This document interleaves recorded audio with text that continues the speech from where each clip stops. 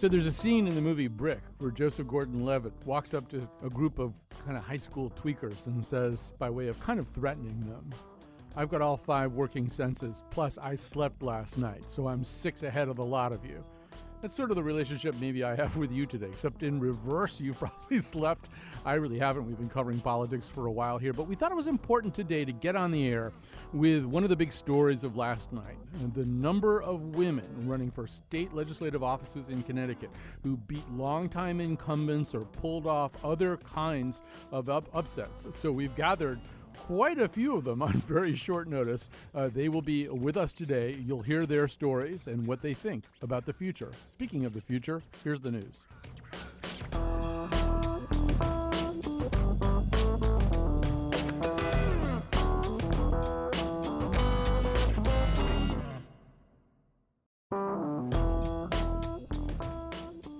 Well, good afternoon.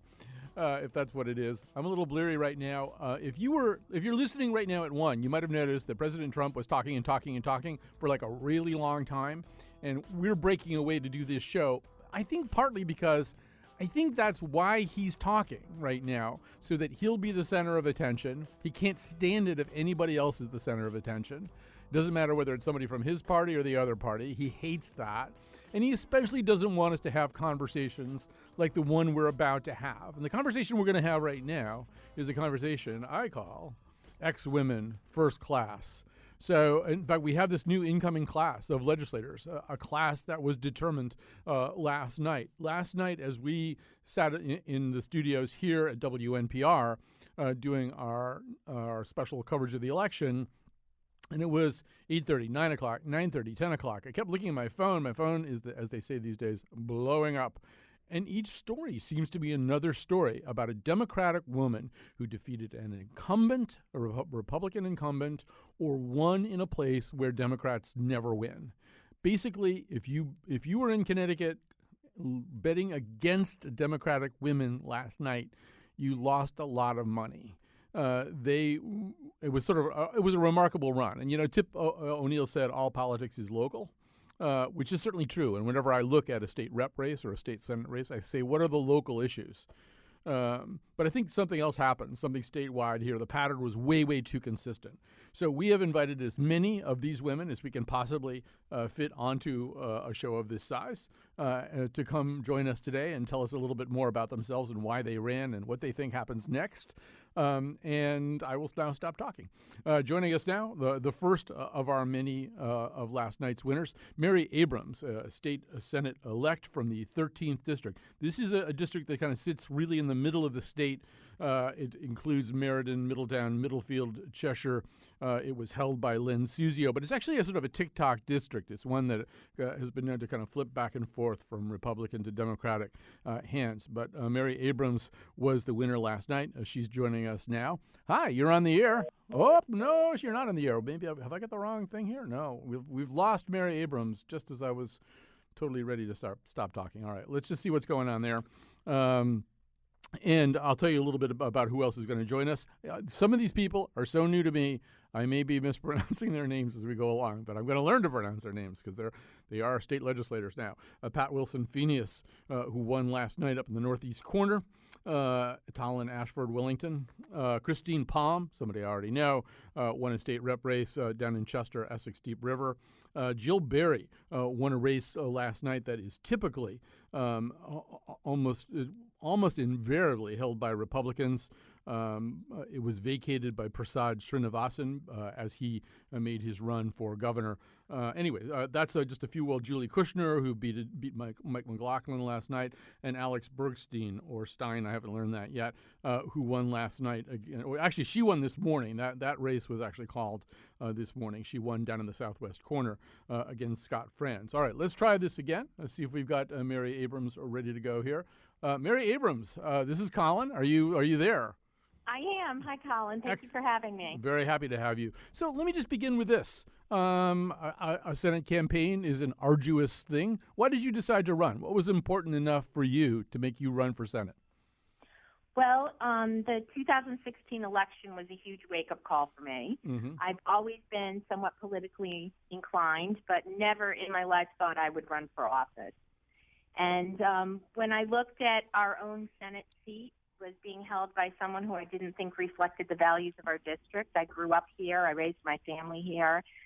And I thought to myself when the opportunity presented that what was stopping me, and that I really owed it to myself and to my community to step up and run. Mary, I have this feeling that, and you're a former teacher, I think that's relevant here too. I had this theory last night that the issue that we in the press were not covering enough was guns, that the issue of guns, particularly post-Tree of Life, which was like our 1 millionth wake-up call about gun policy, was going to be in the minds of voters last night. I don't know. How important to you was that particular issue? That was extremely important to me. Like you said, I'm a former educator, I'm a retired teacher and administrator. You have no idea what it feels like to have to practice lockdown drills in the school and to know that that threat is real and that our children are living with that kind of a threat. So to have our current senator be one of the few that voted against the bump stock ban was absolutely motivating to me. I did not think it really reflected what the people of this community wanted. Well, speaking of what the people of the community want, a great way to find out is to run for office, because then you're everywhere and people tell you what it is that they think is important. So what did people tell you out on the campaign trail? I did a lot of door knocking, a lot of phone calls. It was a really incredible experience to talk to people and to really get to have a conversation about what's important to them. It really went two directions. For some people, the economy was the most important, and that's really, taxes, their property values, those kind of issues were really what weighed most heavily on their decision. And for other people, it was more the social issues, like a woman's right to choose or sensible gun laws or the environment. So it really seemed to go in both directions. So, when the Senate convenes in 2019 and a bunch of you begin to find your seats there in that sort of ovoid chamber, you're going to sit down in one seat, and Christine Cohen, who won down in Ted Kennedy's former district, is going to sit down in another seat, and Julie Kushner, who's coming on here in a few minutes, who won the Danbury Ian McLaughlin seat, is going to sit down in another seat, and I'm so tired, I'm blocking all the other ones. But this is going to be a change. A lot of these people are taking seats. Well, obviously, Alex Bergstein would be the other person who's going to sit down in Scott Francis' old seat. So these are a lot of seats that were held by men. They're occupied by women. Is there a direct line from the women's marches that followed the 2016 election to where you guys are right now? I believe there is. I think that, I participated down in Washington, and it was a very empowering experience, and it really made me realize that I owned what was happening, that I couldn't just sit back and complain about it or feel frustrated or disillusioned by it, that I really had to step up and say, if there was to be a change, then I had to be that change. And I think that there's a lot of women that have felt that way, and that's why we all decided to run. All right. Well, go ahead. I tell you, though, that this particular Senate seat, the 13th District, does have a great history of women who have held the seat, from Amelia Mastone to Dante Bartolomeo. So I'm very proud of that, too. So I do have to put that in. All right. And you're good to do that. All right. Well, Mary Abrams, congratulations. I'm going to be saying that a lot to a lot of people on this show, but congratulations on your win last night. Once again, if you're just tuning in, we decided that the president yammering, you could get that someplace else. He just wants to be the center of attention. He doesn't like it when people don't focus on him. We'd like to focus on some women who pulled off some remarkable accomplishments last night in this election here in Connecticut. Race after race seemed to involve a Republican incumbent losing to a Democratic woman, or a Democratic woman winning a seat that Democrats typically don't even have a shot at. So, as I said before, some of these women are new enough to me that I may need to learn how to pronounce their names. That might be happening right now. Joining us right now is Pat Wilson-Phineas. Am I saying that correctly? You got it right. All right, thank God. All right, so you're elected to the State House of Representatives. This is the 53rd District. Sam Belcito was the Republican incumbent. We're talking kind of northeast corner of Connecticut, Tolland, Ashford, Willington. I'm going to ask you the same question I'm asking all of the guests today. What made you decide this cycle it was important for you to run? I think it these are times when anybody who has the wherewithal to move this country or our community in the right direction needs to come to the table and try to do that. I decided to run because I was not thrilled with the current direction that my opponent was taking, and I felt that it was important to bring our communities together and to not focus so much on, red and blue, so to speak, but rather, the fact that we're all district residents and Americans, and that the representative of our district needs to represent every single person in it. Since you mentioned your opponent, let's get this part of it out of the way. Sam Belcito, among other things, appeared to back up President Trump when he had said that there were some nice people marching among the white supremacists and nativists at Charlottesville. Sam Belcito seemed to echo that sentiment and agree with the president about this.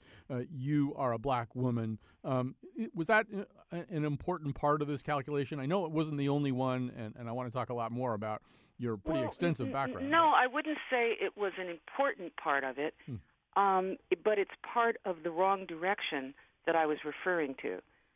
Right. So it wasn't certainly, anyone can make an offhand statement, and it can be taken in or out of context, and one shouldn't be necessarily judged by a comment. So I wouldn't say that was a motivating factor. But to make a comment like that suggests a wrong thinking that was of concern to me, and a divisiveness that I think is not appropriate for our community. Sure. I should say that the last time I checked, talking about Wilson Phineas right now, the last time I checked, you were up about 500 votes, but Sam Belcito had not conceded. He was referring to irregularities without going into specifics. Is that kind of the status of things still right now, to the best of your understanding? Well, no, I know of no irregularities. I've seen nothing from anyone other than the comments that were made, and I didn't hear those comments directly. I might have, heard them from someone else saying that there were irregularities.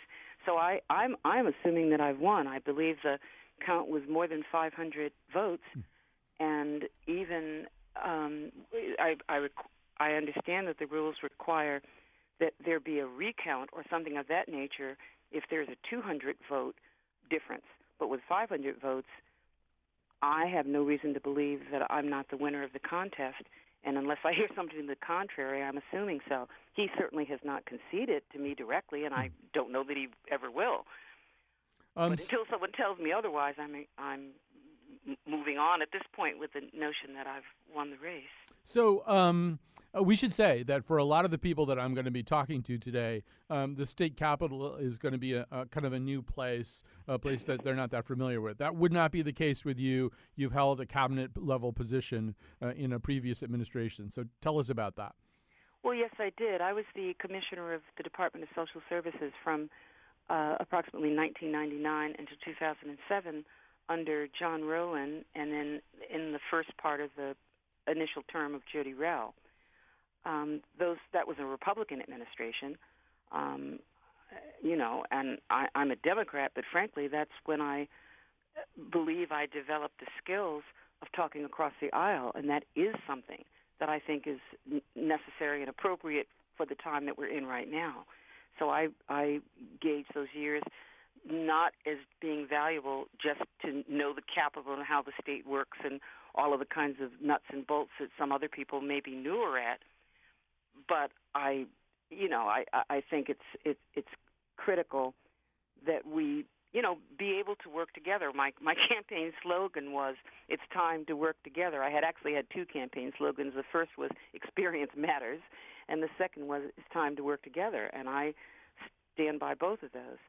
So I do draw on the experience of being the Commissioner of Social Services, amongst other jobs that I've had in my career, and the experiences that I gained from real life, as well as from from the opportunities I've been given by the state of Connecticut. Right, and excuse me if I get this wrong. I'm now forgetting what I've read about whom, but my recollection is you are an attorney, and you've also worked in academia.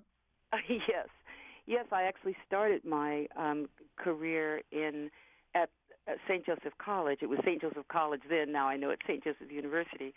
But I founded a program called the Center for Child Welfare Studies at St. Joseph College. It was an interdisciplinary master's program in child welfare. And I did that almost immediately after getting out of finishing my law degree and my social work degree. So that was the first job that I took. In the old days, you used to have to wait about 3 months before you found out whether or not you passed the bar. And so during that 3 months, I opted to take this teaching job at St. Joe's, where I was teaching initially law-related social work courses, and that developed into the development of this interdisciplinary master's program. So, yes, I was an attorney. I haven't practiced very much law.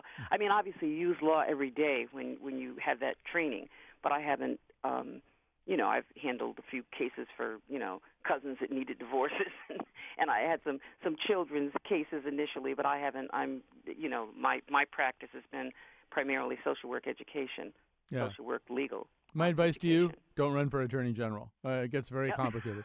No, I won't be doing. No, you won't see me be doing that. So I just have to say we have a lot of last night's successful women coming on the air. Your story is an amazing one, and let me just put one more point on that amazingness. So until last night, there was kind of only one celebrity in the family. Now maybe there's two. Now that you won, but tell us who that other celebrity is. I'm sorry, I didn't hear that. Tell us who that other celebrity is. Your son. Oh, my son Cheo. Yeah. Yes, my son is Cheo Hodari Coker. And he is a writer and TV producer. His most recent accomplishment was being the showrunner, creator, and writer of the Luke Cage series. But he's also done, he's worked on NCIS/LA and Ray Donovan and any number of things. He wrote the book Notorious, which was the basis for that movie on the Notorious B.I.G. And got screen credit for that as well. And I understand he has screen credit on Creed 2, which is coming out very soon. Wow. So all right. So yes, he's nicknamed Mr. Hollywood by some members of my family. But well. He's a wonderful son, a wonderful father, and I'm extremely proud of him. I can tell you are. Those credits are not too shabby, but now there's a legislator in the House, so you better mind his britches. All right, we're going to have to stop here, Pat Wilson-Phoenix. I look forward to getting to know you as a member of Connecticut's legislature, and it's been great to talk to you today. Well, I'm looking forward to the work. There are a lot of important issues that need to be dealt with, and I'm ready to take them on. All right. I'm going to switch gears here to somebody whom I really do not have to get to know because I've known her for, 30 or 40 years, something like that. Christine Palm is joining us right now, State Representative-elect to the 36th House District. First of all, I'm rattling off your credentials. Don't interrupt me. State Representative-elect to the 36th House District of Chester, Essex, Deep River, and Haddam. She beat a Republican incumbent last night. So first of all, Christine, I think a lot of people who know you think about you as this kind of West End, Hartford person. What are you doing down there in the Connecticut River? Oh, living the riparian life along the Connecticut River, which is just beautiful. My husband, James Baker, and I moved down here about 7 years ago. I commuted to Hartford because, unlike some of my colleagues, I actually do have a lot of experience in government, not as an elected person. And so to your question about why I decided to run, I wanted to bring to bear a lot of my experience in the state treasury as a communications director, as a nonpartisan person studying women's issues, seniors, children. And yes, the Trump turn was a solidifying moment, but I had decided to run before that because I felt I had skills and experience to bear. And frankly, I have always rejected this narrative that what's good for people is bad for business. And I think it's time we started recognizing the intersectionality of those two things. And it's something I really want to work on and saw being done well and poorly in the general. Let me ask you this. I'm going to ask you a similar question to what I asked Mary Abrams, but this is kind of spot on for you because of your work with the Permanent Commission on the Status of Women. It did seem as though last night was the period at the end of a sentence that began with with the March on Washington, with the Women's March that not on Washington, but that happened all over the country after the 2016 election. So many of you got these wins last night. I don't know, what connection do you see there?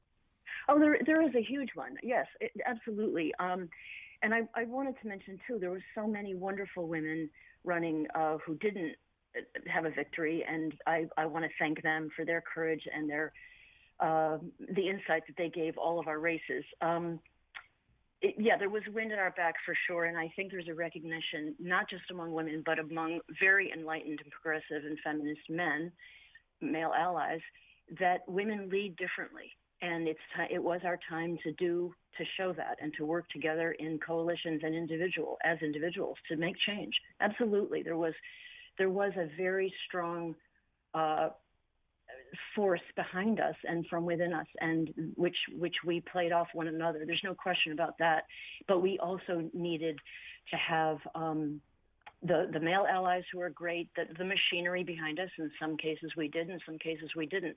And women, it was our time. There's no question about that.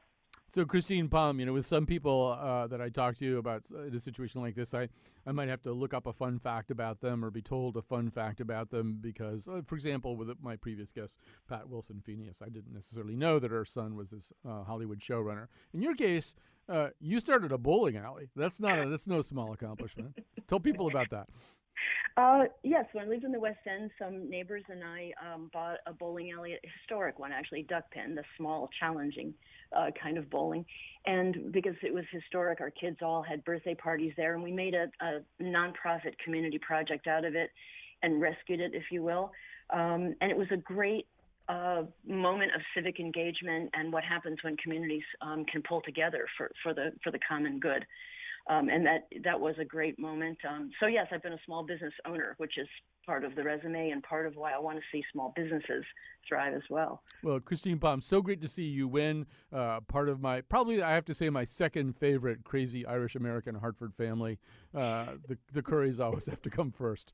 So one last thing about Bill Curry. Yeah. In my acceptance speech last night, I had to quote that guy because he said something very moving about the sacredness of the civic engagement.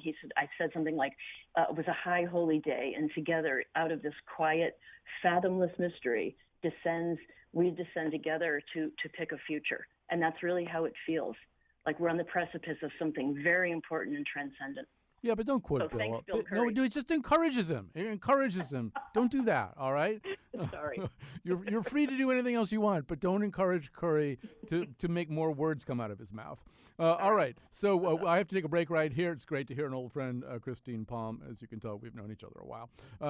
Betsy Kaplan, I think we should take a break here, don't you? Let's take a break. We'll do that. We'll come back. We have all kinds of other wonderful, exciting, triumphant women from last night that we want you to meet.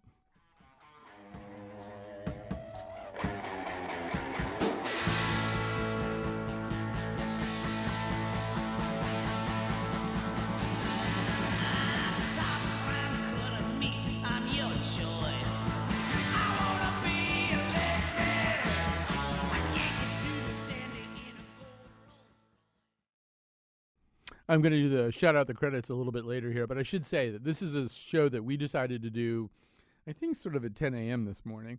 So Betsy Kaplan, a triumphant woman in her own women, I think she's more than one woman, got this show together in an amazingly short time. We had a lot of help from other people, including Scott Breedy, and we've got Jonathan McNichol on the board. Okay, now I am doing the credits. I'm not supposed to do them yet. But anyway, thanks to everybody. We really had to run around and nail this thing down, and I don't think I was all that much help. Anyway, joining us now, and this is a district I know very well, Jill Berry. When I said earlier that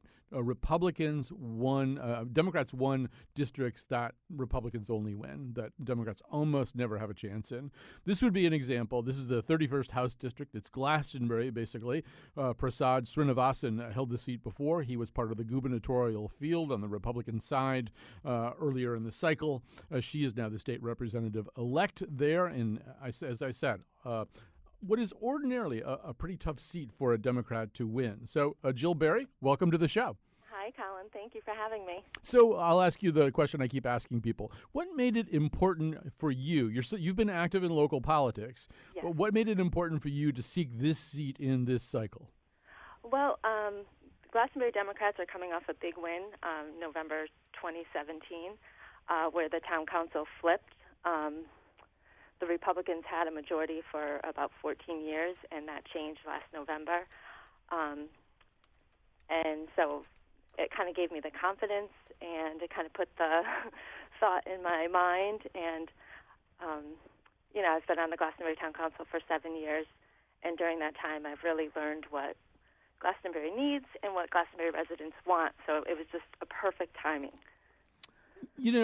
This is, although, in fact, we should say that Glastonbury flipped its government, I think, in the last cycle, went from a Republican supermajority to a Democratic majority. That's correct. And so that may have some reflection on this. This seat has been held for a really long time. I'm about to reveal how incredibly freaking old I am.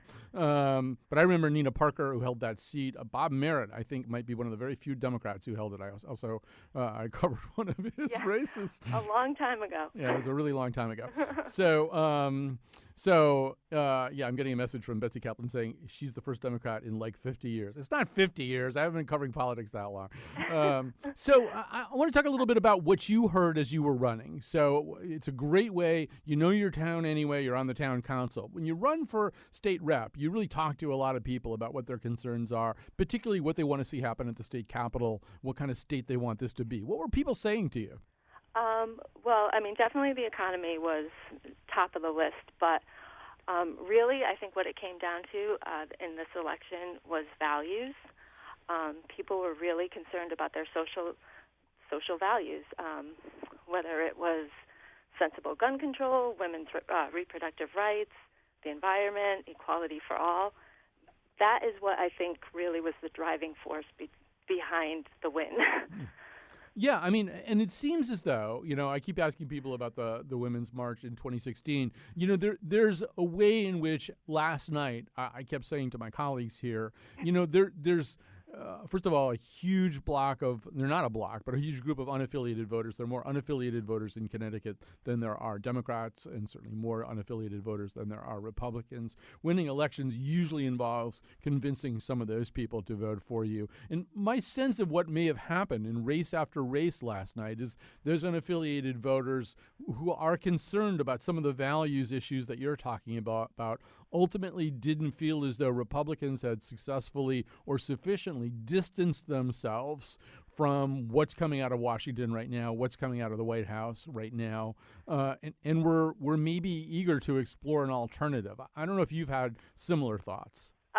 Absolutely. I think especially women in the last 2 years, they feel that their values have been threatened, and many of them stepped up and they spoke up and they ran for office and they won. And if they didn't do that, they definitely got out there and they voted.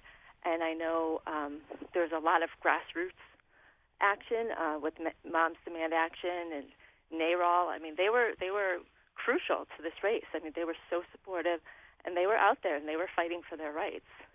You mentioned the environment before. Glastonbury is a huge town. I think it's the second biggest town after Salisbury in Connecticut in terms of square mileage area. And one of the things it has is a very long, quote unquote, coastline on the Connecticut River. Yeah. I'm imagining that for people in Glastonbury, they have a lot of very, very beautiful nature in places like Cotton Hollow. They've got Minnetonka Mountain, and then they've got all that riverfront. And I would imagine climate change and stuff like that. It doesn't just hit coasts, right? It hits rivers. That's correct. So was that an issue? Did people talk to you about that? Well, ironically, Glastonbury just went through the process of doing their plan of conservation and development. Mm-hmm. So over the past year, they've actually been talking about that. And in the last 6 months, what's really come to light is climate change, sustainability, things like that. So there were many groups in town, like activist groups, that came and spoke out, and this was definitely a big issue. And people really want to see someone that's going to stand up for those rights. Jill Berry, do you remember the moment last night when you realized that you'd won? What did you do? It was surreal. It was absolutely surreal. It was a very close race. It was a very tight race. It was very late. It came down to absentee ballots. Mm-hmm. I just was so happy, and I thanked everybody in the room, and we've had an outpouring of support and an outpouring of volunteers, and it just, over the past 6 months, we've worked so hard, and it paid off, and we all just celebrated. It was such a great moment. Yeah, we were doing special coverage last night, and my phone kept kind of blowing up. And at one point, I think I saw somebody was texting me, Jill Berry, 5 votes. I mean, at one point there was there was a 5-vote margin. That's got to be a little bit nerve-wracking. Well, yeah, go ahead. Yeah. Oh no, it was crazy because the Democrats had me losing by 5. And the Republicans had me winning by 4. So we were like, we weren't really sure what it was at that point. All right, so we're going to take a little break here, but thanks very much. Congratulations to you, Jill Berry. We're going to take a little break in just a second. Let me tell you a little bit about what we're doing here, and then we'll go to a break. We're going to try to have at least 2 more guests on here. Julie Kushner, who won the state Senate district, 24th state Senate district. That was for beating the incumbent Senator Michael McLaughlin. And then Alex Bergstein, or Steen, I haven't learned that yet. She beat Senator Scott France. So these were both 2 women who beat long-standing Republican senators. This is part of this huge wave of last night. We've decided today that to me, it is the big story of last night. Obviously, the big headline is always going to be the gubernatorial race. That's already over and has been figured out as of 9 a.m. this morning. But to me, last night, I just was so surprised in race after race after race, where in many cases they just could not be expected to win. I mean, these last 2 guests that we're going to have, these are big upsets. In the case of Julie Kushner, we kind of knew it was coming. There were a lot of rumors that she was running strong in that district. I don't think going into yesterday very many people gave Alex Bergstein a big chance of upsetting Scott France. Anyway, we'll take that break. We'll come back with these guests.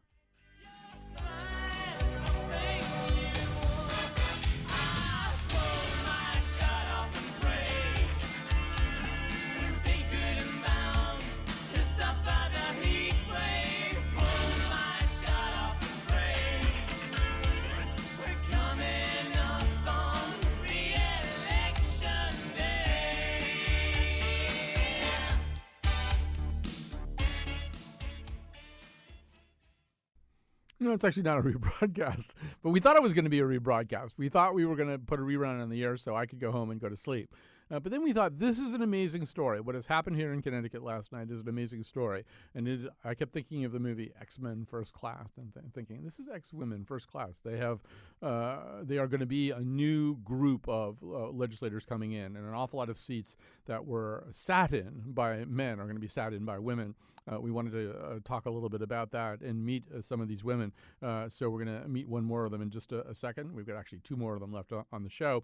But let me do the credits properly. So today's show was produced by Betsy Kaplan with assistance from Scott Breedy.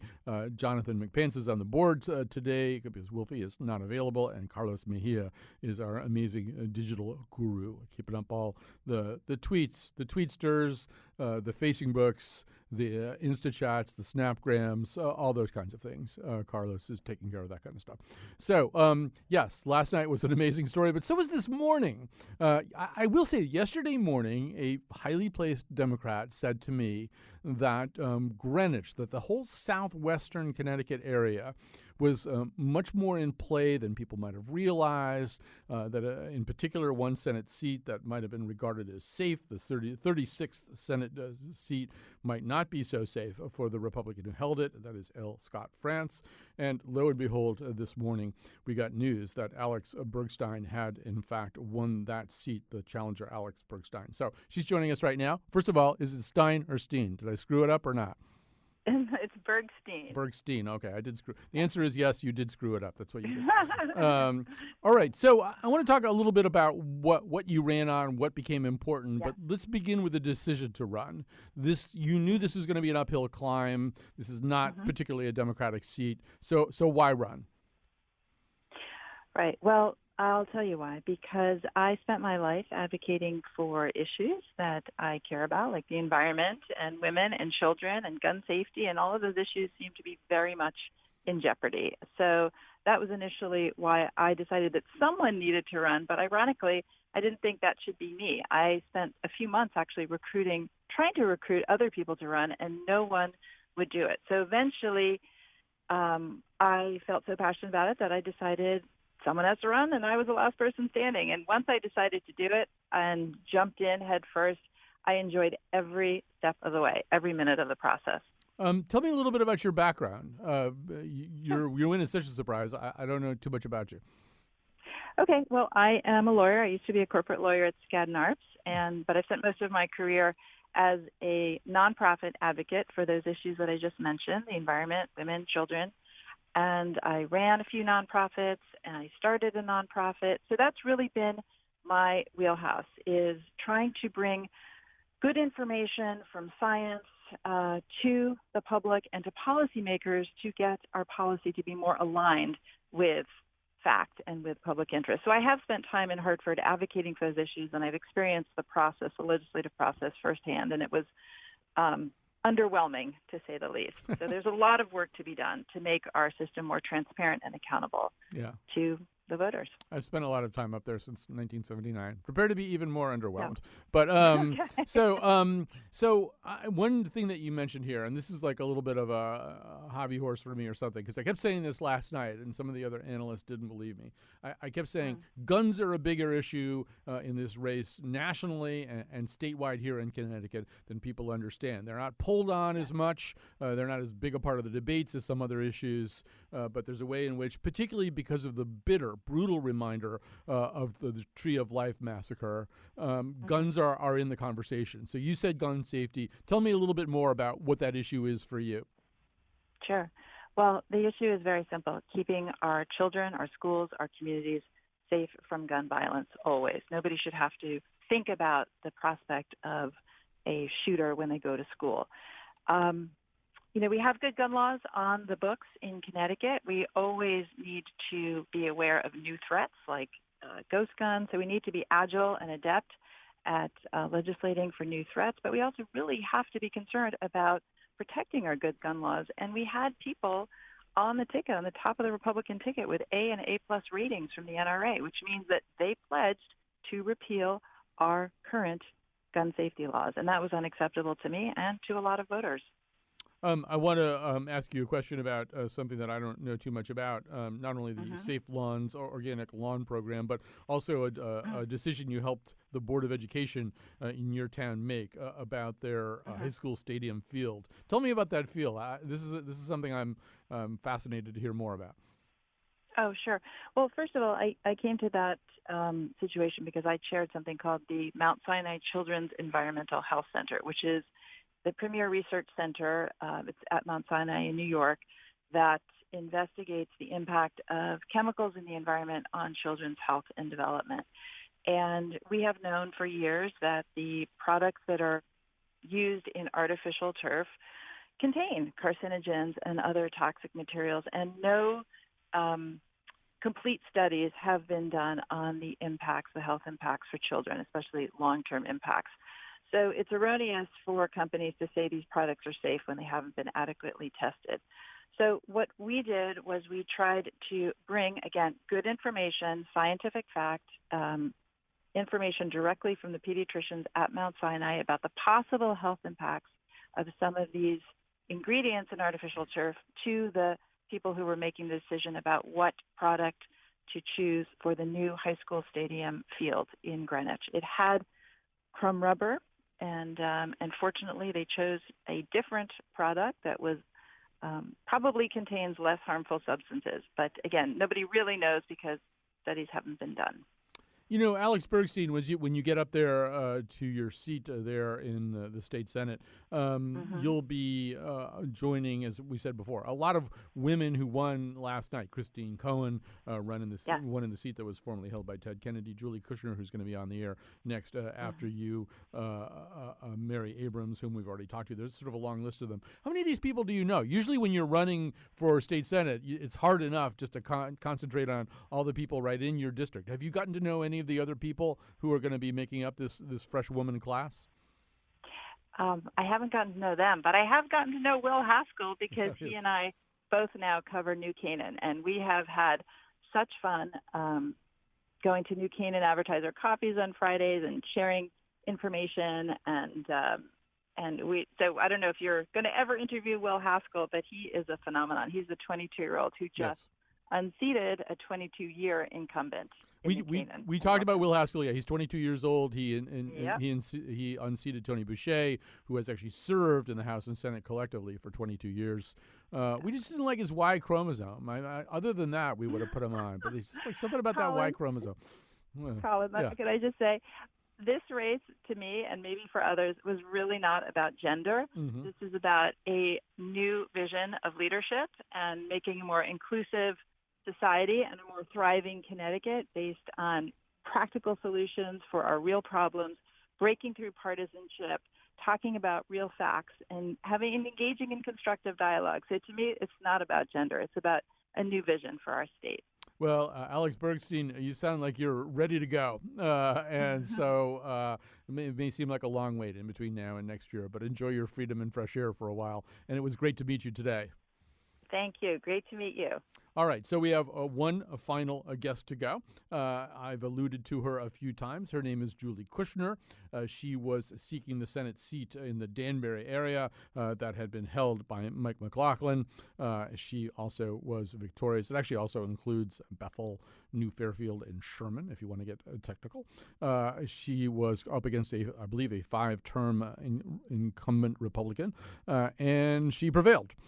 So Julie Kushner, last but not least on our list of triumphant women from last night. First of all, congratulations. Thank you so much. It's pretty astonishing and exciting. And I'm going to ask you my all-purpose Swiss Army knife question for today. Why run this cycle? What was it about this time that made it important to you to seek a legislative office? Well, I think that it was so clear to me that we were ready for a strong coalition of people that wanted change and that believed change is possible, even in rough times. And so, to me, what was really exciting was the opportunity to really build a coalition of organizations, first and foremost, obviously, the labor movement, the unions, the workers who I've been such a big part of my entire life, but also the women who stepped forward, not just in Connecticut, but across the country. And, one thing about Connecticut and Danbury in particular is we have a very significant Latino community. And this was a time when the Latinos were very important to this and really stepped forward and got involved and connected in a real grassroots way. And then, of course, the progressive movement. And I can't say enough about the Working Families Party. They just, it was such a strong coalition led by the WFP. And so to me, I saw this opportunity to build something that wasn't just about getting me elected, because that's not what this race was about. It was about really changing the dynamic in our district and building one community and seeing that, really that this is the beginning of something much bigger. That's a big message with a lot of components that you just delivered. Well, I'm sorry, I'm kind of long-winded. No, you're not at all. You're not at all. No, that's not what I meant. I just meant there's sort of a lot in there. I'm wondering, as you talked to people, was there one part of that whole constellation that particularly seemed to resonate, that seemed to generate a lot of feedback from the people that you talked to? Well, I think what generated the feedback, there was a lot in common between all the working people in our district. And I mean the Latinos, the African American community, so excited about the win for Johanna Hayes and the leadership that was shown there, and the women's community. And, it wasn't one, the the community came together around the issues. And that's what was so exciting. You know, one of the things that we did during the campaign was really highlight the need in Connecticut to do something for working families. And we centered that on the bill that did not pass last year of paid family and medical leave. And what was exciting about, you know, talking about some real life change that we can make was that everybody responded to it. Not just, it wasn't partisan, it wasn't just the Democrats, it wasn't just the independents and unaffiliated, but Republican families want this to happen. And so that was a very unifying issue, as well as, of course, you know, other key issues locally like, you know, the environment and, you know, the concerns about transportation and about jobs and the economy and about fair taxation. So, but the thing that I'm trying to say is that, you know, we had sort of this centerpiece around paid family leave because it's something real we can do now. But all the bigger issues that exist for the state, I found that working people, all the people in this district, they all wanted to talk about it. You know, we might disagree about how to solve the problems, but we all agree on what the problems are, and we all agree that we need to take them on and have a vision for something better for Connecticut. I want to come back to that at the end if we have time. But, you know, somebody, I'm pretty sure it was Mario Cuomo. Let's say it was Mario Cuomo. Said you campaign in poetry, you govern in prose. So when you campaign, you can talk about your aspirations, about the things that you hope for the people that you're going to represent. You get up there, you're going to be one of 36, as they say in the Borg Collective. There'll be 151 other state representatives, and then this Lamont guy, whoever he is, and a whole bunch of other people who make up a bigger picture, and as they try to tackle the state's problems, you're going to be one voice, and that maybe is kind of the prose part of it. I mean, how do you envision getting your message about working families, about labor, about pay equity across in that environment? Well, you know, I'm going to do it by organizing people. That's what I've always done. And, you know, I started out when I was 24 years old, organizing secretaries for equal pay. And, you know, it took a lot of time, and it was really hard work. But we had very specific goals, and we reached them, and we were successful. And we did it by organizing people and building a strong coalition. And that's what I think we have to do here. One of the ideas that started popping into my head during this campaign is, you know, be an organizer, do what you've always done, you know, get other people involved in finding the solutions and building an organization. And I think that what's exciting about it is that it becomes real participatory democracy when you bring people into that process and you don't just go off to Hartford and think you can sit with your colleagues and make all the decisions. You have to engage and involve the community, and I think we can do that. I hope I can do that. That's my goal.